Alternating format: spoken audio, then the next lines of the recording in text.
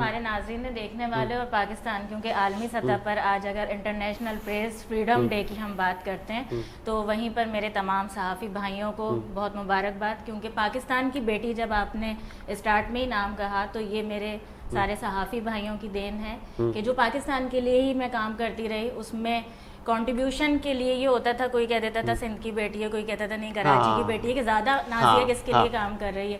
لیکن فائنلی یہ ڈیسائیڈڈ ہوا کہ ڈیسائیڈ کیا گیا اور باقاعدہ طور پر اناؤنسمنٹ ہوئی اس کی کہ پاکستان کی بیٹی ہے.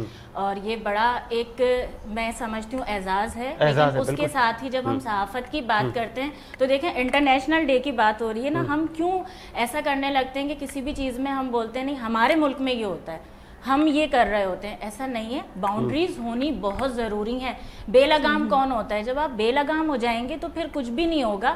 ہر چیز میں ہمیں باؤنڈریز طے کرنی پڑتی ہیں. اگر ہم سوشلائزیشن کی بات کرتے ہیں، آپ بھی ایگری کریں گے، یہ بھی کام کر رہے ہیں، سب سے بڑی چیز تو